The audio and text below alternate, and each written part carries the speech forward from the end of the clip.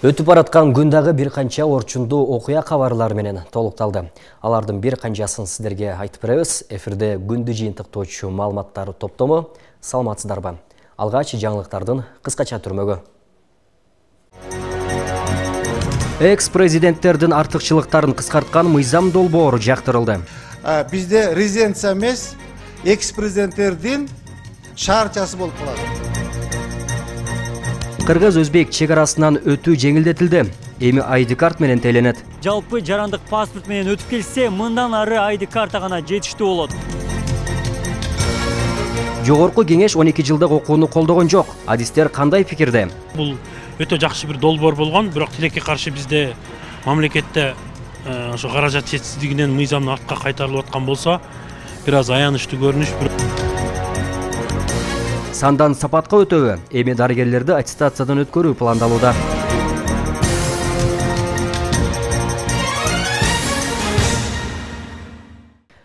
Парламенттин конституциялык мыйзамдар, мамлекеттик курулуш, сот укук маселелер боюнча комитетинин 6 декабрдагы жыйынында президенттин жана экс-президенттин макамы тууралуу мыйзамга өзгөртүү киргизүү сунушу каралды. Мыйзам долбоорунун автору депутат Жеңишбек Токторбаев анда экс-президентке мамлекеттик дачалардын бири өмүр бою пайдаланууга берилет деген ченемди алып салуу сунуштаганын билдирди. Документте жаңы шайланган мамлекет башчы кызматына киришкенден тартып, экс-президент бир айдын ичинде мамлекеттик резиденцияга үйдү пайдаланууну токтотушу керектиги жазылган. Депутат Дастанбек Жумабеков кээ бир сунуштарга каршы болуп, экс-президенттердин айрым кол тийбестиктери сакталышы керектигин айтты. Эл үчүн иштеген президент мөөнөтү бүткөндөн кийин аларга чегерилген нерселерди алып койгонду туура эмес деп ойлойм. Муну таза иштеген президенттер чыксын деген ойду айтып жатам. Алардын артыкчылыктарын алып койсок, кийинкисин ойлоп, коррупциялык кадамдарга барышы мүмкүн, деди Жумабеков. Токторбаев мыйзам кабыл алына турган болсо, андагы талаптар мындан кийинки президенттерге иштей турганын билдирди. Комитет мыйзам долбоорун биринчи окууда жактырды. Учурда Роза Отунбаева менен Сооронбай Жээнбеков экс-президент макамына ээ. Башкы прокуратура жогорку кеңештин депутаты Эмил Жамгырчиевди актоо өкүмүн жокко чыгарууну талап кылат. Бул туурасында аталган органдын маалымат кызматы билдирди. Башкы көзөмөл органы жаңачылган жагдайларга байланыштуу Жамгырчиевдин мурда кылмыш ишине тиешеси жоктугун аныктаган өкүмдү жокко чыгарууну сунуштап, жогорку сотко кайрылды. Аны менен кошо ошол эле ишке тиешеси бар өкмөт аппаратынын жетекчисинин мурдагы орун басары Бактыбек Калмуратовду актоо өкүмүндагы жокко чыгарууну сурап жатканы айтылды. Белгилей кетсек, буга чейин Жамгырчиев мүчө болгон Альянс фракциясынын лидери Жанар Акаев кесиптеши Кемпирабад маселесинде каршы добуш берген үчүн жабылган кылмыш ишин кайра жандатуу аракети болуп жатканын билдирген. Жамгырчиевдин сыртка чыгышына тыюу салынып, 26 ноябрда Казакстанга баратып чек арадан өтө албай калган. Андан УКМКга алып келинип суракка алышкан. Ошондон бери депутат коомчулукка чыга элек. Эмил Жамгырчиев 2020 жылдын октябрында Финполдо жетекчинин орун басары болуп иштеп жатканда пара алган деп УКМК тарабынан кармалган. Кийин ал мамлекеттик казынага 20 миллион сом төгүп, соттон акталып чыккан. Кыргыз-өзбек чек арасынан ID карт менен өтүүгө жол ачылат. Эки өлкөнүн бул келишими жогорку кеңештин комитетинде каралып, эки мамлекет башчысы кол койгон күндөн тартып күчүнө кирет. Тарыхый тамырлаш өзбек эли менен эзелтен карым-катнаш күч болуп, соода-экономикалык өсүш дагы ыраттуу жүрүүдө. Эки мамлекеттин лидерлери жакынкы күндө Бишкекте жолугат. Кененирээк алдыдагы сюжетте. Кыргызстан менен Өзбекстандын жарандарынын чек арадан өтүүсү жакынкы күндө жеңилдейт. Эки өлкөнүн жарандары бул мезгилге чейин жалпы жарандык паспорт менен өтүп келсе, мындан ары ID карта гана жетиштүү болот. Эки өлкөнүн бул келишими алаканын бекемделишине жана чек аранын чечилишине багытталган. Кыргызстан менен Өзбекстандын жарандарынын чек арадан өтүүнү жеңилдетүү үчүн жаңы келишим иштелип чыкты. Бул демилгени Тышкы иштер министрлиги көтөрүп, жогорку кеңештин эл аралык иштер коргоо, коопсуздук жана миграция боюнча комитетинин кароосуна алынып келинди. Мыйзам долбоорунда эки өлкө тең биометрикалык паспорттарды колдонууга өткөндүктөн жарандарга ID карта менен кирип чыгууга белгиленген мөөнөттө жүрүүгө уруксат берилиши жазылган. Өткөрүү бекеттеринде бул мезгилге чейин 16 жашка чыга элек балдарды туулгандыгы тууралуу күбөлүккө тиркелген кошумча кагаз кагазы менен алып өтүшчү. Азыр бул эреже жоюлуп, жалпы жарандык паспорт гана көзөмөлдөнүп турат. Өзбекстанга өтүп кетип атканда Кыргыз Республикасынын жарандарынан жалпы жарандык паспорт, дипломаттык паспорт, кызматтык паспорт мурункудай туулгандыгы жөнүндө күбөлүк, справка вкладыш менен андай азыр жок. Азыр болсо баардык жарандар жалпы жарандык паспорт негизинде гана өтүшөт чек арадан. Ошол эле талап кошуна мамлекеттин жарандарына. Түштүк аймагындагы эң ири достук өткөрүү бекетинде коңшу өлкөнүн жарандарынын агымы экесе көп. Өткөрүү пунктунан күнүнө 17 миңден ашуун жаран өтүп, кезек күтүүлөр дагы орун алып келген. Бекет реконструкциялангандан кийин абал жөнгө салынганын өткөрүү пунктунун башчысы билдирди. Чек ара кызматы видео байкоолорду орнотуп, жарандардын өтүшү тыкыр көзөмөлгө алынган дейт. Эгер келишим күчүнө кирсе, коңшу тараптын жарандарынын кириши дагы көбөйө турганын кошумчалады. Реконструкциядан жаңыланып, күтүү боюнча азыр көп деле көйгөй жок. Кээ бир учурда болуп калышы мүмкүн, ал эми кайсы учурда бизде азыр мына аба ырайын кескин өзгөрүп, туман түшүп, көрүнбөй калган учурда Россиядан же башка жактан келген рейстер көп түшүп, ошол учурда кээ бир учур мындай моменттер болуп калат. Күтүүлөр пайда болуп. Себеби 5 борт бир түшсө эле бул жакта уже көп күтүүлөр болуп калып атат. Себеби биз өзүбүздүн күнүмдүк өткөн жарандарыбыздын үстүнөн Россиядан жана башка чет өлкөдөн келген жарандардын саны бул жерге кошулуп, ошол санга көп адам келип калып атат да. Учурда Кыргызстан менен Өзбекстан ортосунда оңго чукул чек ара бекети иштеп жатат. Ош облусундагы достук чек ара бекети 2017-жылы ачылган. Көп өтпөй Жалал Абад облусундагы жөө жүргүнчүлөр өтүүчү Маданият жана Баймак өткөрмө бекеттери ишин жандаткан. Коңшу өлкөнүн жарандары эгер жалпы жарандык паспорт алынып салынса, карым катнаш мындан дагы бекемделет дешет. Мен 6 месяцте бир келем, Ошкулда окуймун. 3-курска өттүм. Биология факультетиде окуйм. Эми азыр жөнөкөйлөп алып калды. Жолдору жакшы. Эми оңойлуу өтүп келатабыз. Odamlar kütüp kalmasa, конечно, elge yaxşı boladı, fayda boladı. Kırgız yurtumuzga ham, Özbek yurtumuzga ham yaxşı boladı. İkki mamlakat ortasida. Qizlarimiz o'qishlarga kirgani uchun olib o'tyapmiz endi. Endi hozir ay karta bo'lsa yaxshi bo'ladi. Mana sovda chiqib tushishdan ham yaxshi bo'lardi. Bu pasportdan ko'ra, balki pechat bostirishdan ko'ra ID karta bo'lsa, shunday ko'rsatib o'tib ketish yaxshi bo'lardi. Yaxshi yo'llarimiz ochiqligiga, shunaqa bo'lganlariga ikkala prezidentga ham rahmatlar aytib. Өзбекстандын президенти Шавкат Мирзиёевдин Кыргызстанга мамлекеттик сапары 10 декабрда болот. Эки өлкө лидерлери чек ара баштаган келишимдерден тартып, бир катар долбоорлорго кол коюшу күтүлүүдө. Ал эми эки мамлекеттин чек арасы толугу менен чечилип, талаштуу аймактардын баары такталганы кабарланган. Чек ара жана Кемпир-Абад суу сактагычындагы келишимди өлкөнүн депутаттары ратификациядан өткөрүп, өлкө башчылары кол койгон. Кыргыз-өзбек чек арасынын жалпы узундугу 1391 чакырымды камтыйт. Абдумалик Базарбаев, Бектур Мойдонов, Ош ТВ. Жогорку кеңештин тармактык комитети 12 жылдык окуу долбоорун артка кайтарды. Билим берүү системасындагы бул өзгөрүү үчүн 40 миллион долларлык долбоор даярдалган. Эл өкүлдөрүнүн көпчүлүгү каражаттын тартыштыгын жүйө келтиришти. Ал эми агартуу министрлиги 12 жылдык окуу дүйнөлүк стандарт экенин жана чет өлкөгө окууга тапшырууда кыйынчылык болуп жатканын себеп кылышууда. Кененирээк Роза Ахматжан кызы баяндайт. Өздөрү көрүп тургандай кворум бар. Жогорку кеңештин эл аралык иштер, коргоо, коопсуздук жана миграция боюнча комитети 12 жылдык окууга өтүү долбоорун артка кайтарды. 12 жылдык окууга өтүү үчүн 40 миллион доллардай каражат жумшалат. Министрлик билим берүүнү реформалоо үчүн Азия өнүктүрүү банкынан аталган суммадагы каражатты жардам катары алууну көздөгөн. Көпчүлүк эл өкүлдөрү дал ушул сумманын айынан да каршы чыгышты. Долбооруңарды мен колдобойм. Биз 11 жыл окуп бүткөнбүз, бардыгыбыз. Илгери 10 жыл болгон, кийин бизге жеткен 11 жыл болду. Эми силер 12 кылабыз деп атасыңар. Каяктагы Европанын эмесин алып келатасыңар. 12 жыл болсо окуй албай калат экен деп. Биздин окуучуларыбыз өзүнүн Кыргызстанда башка жакка деле барып окуп атат. Убагында деле окуган 10 жылдык система менен. Анткени менен билим берүү министри 12 жылдык окуу бүгүнкү күндүн талабы деген пикирде. Анткени дүйнөлүк стандарт 12 жылдык. Эң ириде кыргызстандык бүтүрүүчүлөр чет өлкөгө окууга тапшырууда кыйынчылыктар жаралууда. Алар 1 жыл даярдоо курсунда окууга мажбур болушууда. Мындан улам окуу системасын өзгөртүү боюнча коомчулуктан арыз каттарда келип түшкөн. Күндө ошо чет жака окуйм деген абитуриенттерден, студенттерден өтө чоң каттар келип атышат, көп каттар келип атышат. Мисалы Европадагы жогорку окуу жайларга окуш үчүн ал жерде 12 жылдык. 12 жылдык биздин окуу системасын бүтүрүп туруп анан 1-чи курска студенттерибиз өтө албай калып атышат.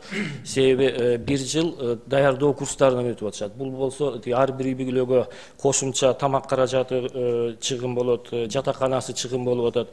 Аны ошо курстарга төлөмү чыгым болуп атат. Андан тышкары азыркы учурда ошо нулевой классыбыз бар, плюс садиктерде подготовительный группаларыбыз бар. Ошол нулевой классыбыз эч бир документте официалдуу 11-чи классты бүткөндө эч жерде катталбай калып атат да. Ошондуктан мына 11 жыл окуп туруп, анан нулевой классы дагы окуганда 12 жыл болуп атат. Биз ошону эле закондоштуруп, ошо айрым биздин жарандарыбызга, айрым мектептин бүтүрүүчүлөрүнө чет жака окууга мүмкүнчүлүк берели деп. Ал эми талдоочулардын пикиринде Кыргызстан акырындык менен 12 жылдык окуу системасына өтүүсү зарыл.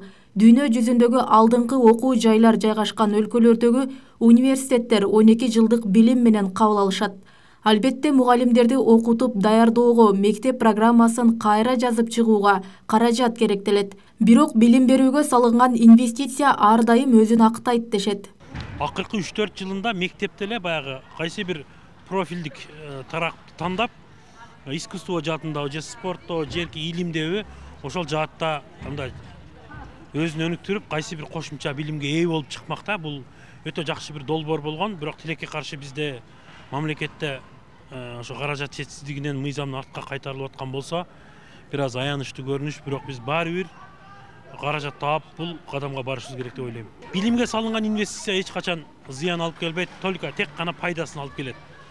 Анан эң негизги ошол каражаттын максаттуу пайдалануусу маанилүү да, бизде адам фактору көп аралашып кетпеш керек. Добуш берүүдө маалым болгондой, тармактык комитет Азия өнүктүрүү банкы менен болгон 12 жылдык билим берүү долбоору боюнча макулдашууну четке кагышты. Тагыраагы каражат алуу долбоорун ратификациялоону артка кайтарышты. Добушка коюунун алдында министр да, финансы министринин орун басары Руслан Татиков да түшүндүрүүгө аракет кылганы менен аларга сөз беришкен жок.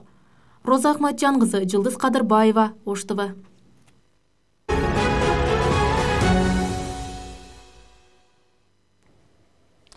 Ош шаарында 10 мыйзамсыз курулуштун электр энергиясы жана суусу өчүрүлдү. Алардын 7 көп кабаттуу үйлөр, 3 кафе, ресторандар. Мыйзамсыз курулуштарга карата мындай катаал чара көрүү дагы уланат. Бул эскертүүлөрдү тоготпогон жана соттук иштери жылдап созулган мыйзамсыз курулуштарга таандык.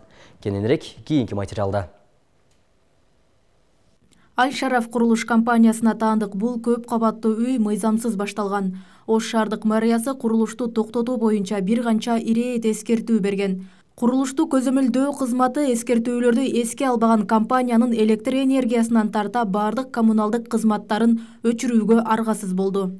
Аль-Шараф курулуш компаниясына таандык бул көп кабаттуу үйдүн суу, свет, газ, электр энергиясы дээрлик бардык коммуналдык кызматтары бир нече күн мурда кыркылган. Анткени курулуш иши өз билемдик менен мыйзамсыз түрдө башталганы айтылган. Бирок биз келген учурда курулуш иштери дагы деле уланып жатканын көрдүк. Курулуш иштери электр жарыгысыз солгун жүрүп жатканына күбө болдук. Аль-Шараф компаниясынын өкүлдөрү менен байланышууга болгон аракетибизден майнап чыккан жок. Эми алар коммуналдык кызматтарды кайра кошуу үчүн бардык документтерин толуктап же соттон утуп чыгуусу керек. Эми бул боюнча да иш токтобойт. Да иш улантырыла берет да. Штраф да каралат. Буздур боюнча арыз да келтирилет сот органдарына. Тийиштүү жактарга кайрылабыз. Муну менен чектелбейт. Ош шаардык мэриясы бул сыяктуу өз билемдик менен башталган 10 мыйзамсыз курулуштун коммуналдык кызматтарын өчүрдү. Алардын 7 көп кабаттуу үйлөр болсо, 3 кафе, ресторандар. Ош преске жана Ош шаар суу канал муниципалдык ишканасына мыйзамсыз курулуш деп атайын каттар жолдонот. Ал каттын негизинде Ош преске тиешелүү службалар барып атайын электр энергиясын өчүрөт мыйзамсыз курулуштардын. Ал эми Ош водоканал болсо, Ош шаар суу канал болсо барып суусун жана саркындуу түтүктөрүн үзүп атат. Мыйзамсыз курулуштарга мындай катуу чара колдонуу дагы да уланат. Анткени Ош шаарында соттун чечиминен кийин да апелляциялык даттануу менен соттук иштери жылдап созулган. Ал арада курулушу дээрлик бүтүп калган көп кабаттуу үйлөр ондоп саналат.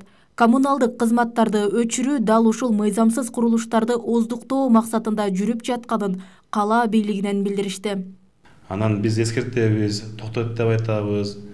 Документтериңерди толук алгандан кийин иш башта деп айтабыз. Ага да көнбөсө анан ушундай иштерге барып атабыз да. Анан курулуш токтотуш үчүн. Анан башкаларына штраф салабыз, укук бузуулар кодекси боюнча. Анан доо келтирип сотко өткөзөбүз. Анан бул да ошол аракеттердин бир түрү да. Ош шаарында жалпы 18 көп кабаттуу үйдүн курулушу мыйзамсыз. Мындан бир нече жыл мурда мыйзамсыз курулуштардын саны 73кө жеткен. Бирок компаниялар документтерин толуктап тиешелүү кызматтардан уруксаат алгандан кийин мыйзамсыз курулуштардын саны азая баштаган. Роза Акматжан кызы, Жылдыз Кадырбаева, Ош ТВ. Бишкектин Жибек жолу проспектисинде жайгашып, мурдагы президент Курманбек Бакиевке таандыктелген имараттын ордуна ден соолугунан мүмкүнчүлүгү чектелген балдардын реабилитациялык борбору курулду. Бул тууралуу президенттин иш башкаруучусу Каныбек Туманбаев социалдык тармак аркылуу билдирди. 100 орунду заман талабына ылайык шарттары менен колдонууга берилет.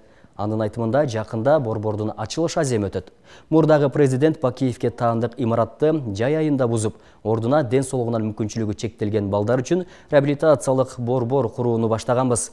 Буюрса имарат бүтүп калды. Жакында ачылышы болот. 100 орунду заман талабына ылайык шарттары менен колдонууга берилет деп жазган Түмөнбаев. Ал президент Садыр Жапаров курулушту жыл аягына чейин бүтүрүүгө милдеттендиргенин, тапшырма өз убагында аткарылганын кошумчалады. Кыргызстанда ооруканалардын жетекчилерин аттестациядан өткөрүү механизми иштелип жатат. Биринчи этап жаңы жылдын башы менен башталат. Эми оорукана жетекчилери аттестациядан өтүүгө даяр болушу керек. Аларды сынактан өткөрүү жетекчилердин уюштуруу жөндөмдүүлүгү, билими, тажрыйбасы менен аныкталат. Кыргызстандагы бардык ооруканалардын жетекчилерин аттестациядан өткөрүү механизмин киргизүү пландалууда. Аттестациянын биринчи этабы жаңы жылдын башы менен башталат. Бул туурасында саламаттык сактоо министринин орун басары Улан Садыков билдирген. Бүгүнкү күндө кээ бир саламаттык сактоо мекемелеринин жетекчилеринин иштин көзүн билбегени көйгөй жаратып келет. Бул аларга карата кандайдыр бир административдик чараларды көрүүнү талап кылат. Балким, кайсы бир жетекчилер кызматынан бошотулуп административдик чара колдонулар. Бул эми алар жасап жаткан иштин деңгээлине байланыштуу болот. Келе жаткан жылда Кыргызстандагы саламаттык сактоо мекемелеринин жетекчилерин аттестациядан өткөрүүнү пландап жатабыз. Анын жыйынтыгы боюнча чаралар көрүлөт. Эми оорукана жетекчилери аттестациядан өтүүгө даяр болушу керек. Саламаттык сактоо тармагында Бакай Ахматов 38 жылдан бери эмгектенип, 3 жылдан бери Ош шаардык балдар жугуштуу оорулар ооруканасын жетектеп келет. Ал жетекчилерди сынактан өткөрүү негиздүү экенин белгилейт. Анда жетекчилердин иш жөндөмдүүлүгү аныкталып бааланат. Аттестациядан өткөрсө, мунун жаман жагы жок. Өткөргөнү жакшы. Бул аттестацияны өткөрүп неме кылганда көп нерсени кайтап жаңылап, ошолор менен жаңы кандай дагы ыкмаларды колдонсо болот, ошо ооруларды кандай кылып тез кабыл алыш керек, кандай кылып неме кылбаш керек. Анан условиялар барган сайын неме болуп атпайбы? Жанагы биринчи эле шартты сурап атат. Ошол эмеге жооп береби бүгүнкү күнүн талабына. Оорукана жетекчилерин аттестациядан өткөрүү менен жетекчилердин уюштуруу жөндөмдүүлүгү, билими, тажрыйбасы аныкталат. Бул тармакта эмгектенген Калдарбек Абдыраманов оорукана жетекчилери конкурстун негизинде тандалып алынышы керек деген пикирде карманат. Мындай кадам саламаттык сактоо тармагына оң натыйжасын берерин кошумчалады. Аны аттестация кылган бул аларды, ошондой адамдарды жұмыстан алуунун жолу эмес, ал туура эмес түшүнүк болуп калат. Аттестация негизи ошо жетекчилер, жакшы жетекчилер келсин деген ой да. А так аттестация сөзсүз болуш керек. Вообще негизи ошо тармактагы жетекчилердин баардыгын конкурстук негизде кабыл алыш керек. Аттестация деп айтабызбы же конкурс деп айтабызбы? Конкурстук негизде кабыл алыш керек да. Туура болот. Ошондо жанагы тиги кол ийдисине тартып тиги жакыны бул жакысы кудасы өк дегендей сөз болбойт. Элдерде андай ойда келбей калат, анан кийин мындай претензия да азыраак болот да жетекчилерге. Эске салсак, буга чейин өлкөдө мектеп директорлору аттестациядан өткөрүлгөн. Өлкөдө 129 мектептин директору сынактан кийин кайра дайындалган. Алар мамлекеттик жана муниципалдык окуу жайлардын жетекчилеринин бош кызмат орундарына болгон сынактын жеңүүчүлөрү. Министрликтин жаңы эрежелерине ылайык мектеп директорлору эми сынак аркылуу 5 жылга гана тандалары белгиленген. Алмагүл Эркебай кызы, Белеки Мусаев, Ош ТВ. Иликтөөлөргө ылайык Кыргызстанда зордук-зомбулук фактылары жаштар арасында көп катталууда. Биринчи орунда 25-35 жаштагы жарандар, андан кийинки көрсөткүчтө 35-45 жаштагы жарандар турат. Талдоочулардын айтымында үй бүлөлүк зомбулуктун келип чыгуусуна бир нече факторлор таасирин тийгизип келет. Кыргызстанда үй бүлөлүк зомбулук негизги маселелердин сап башында турат. Өткөн жылы өлкө аймагында 10.151 зордук зомбулук катталса, быйыл 3 айда 2673 факты аныкталды. Анын ичинен иликтөөлөрдө зордук зомбулук учурлары жаштар арасында көп кездешип жатканы такталган. Мисалы, чыр-чатактардын катталуусу 25-35 жаштагы адамдардын арасында басымдуулук кылат. Негизги жумушсуздук, миграция маселеси дагы ошо себеп болуп атат. Анан үй бүлөдө баягы жаштардын арасында көп болуп атат деп атабыз. Бул баягы элементарный мобильный телефондорду дагы колдонгондо кээ кыздарыбыз, жаш кыздарыбыз колдонуп ошо күйөөлөрүнүн, кайнене, кайын журттарындагы жиндерине тийип алышып, конфликтке алып барып ошо зордук зомбулукка айланып кетип атат. Көйгөйдү алдын алуу жана зордук зомбулук тууралуу жаштардын маалыматтуулугун жогорулатуу үчүн Ош шаарындагы окуу жайлардын студенттерине атайын жыйындар өткөрүлүүдө. Ишмерчем жигердүү жарандар программасынын алкагындагы гендердик жана үй бүлөлүк зомбулуктан жабыркаган жарандарды узак мөөнөттүк колдоо долбоорунун алкагында ишке ашууда. Адамдар көпчүлүгүндөй укуктук аң сезим жогорулап атканын деле байкасак болот да. Себеби ошо укуктук органдарга кайрыла башташты өздөрү. Ошол эле учурда укуктук сабатсыздык дагы бул негизги себеп дагы болуп калат да. Ошондуктан ушул өзүбүздүн юристтердин арасында дагы кошумча маалымат катары ушул мыйзамдар боюнча да кеңин берип атабыз. Анан бул сандарды көрүп, сөзсүз түрдө сандарды көрүп, азыр көпчүлүгү мындай таң калып ушундай болуп аткан турбайбы деп, мындай кайдыгер эмес экендерин уже сезе баштат. Себеби булар уже өздөрү мындай сезип, ушундай болуп атыптыр дегендей бир сезимдер болду да, буларда дагы, балдарда. Иш-чара бүгүн Ош мамлекеттик университетинин юридика факультетинин студенттери үчүн уюштурулду. Аларга зомбулуктун себеп кесепеттери боюнча маалыматтар берилди. Ошондой эле зомбулук жасагандардын мыйзамдагы жоопкерчилиги, жабырлануучунун укуктары тууралуу тажрыйба алышты. Негизинен эле мен зордук зомбулук боюнча анчалык деле көп билген эмесмин. Буга чейин азыр бул семинардан кийин мен көп нерсени билдим десем болот. Бул негизинен эле бул аялдарга бир топ эле кандай десем көп, өтө эле көп экен. Ошону жоюу максатында кандай десем жакшы иш-чараларды өткөзсө болот. Негизинен эле бул семинардан көп нерсени үйрөндүм десем болот. 10 декабрь декларация кабыл алынган күн эмеспи?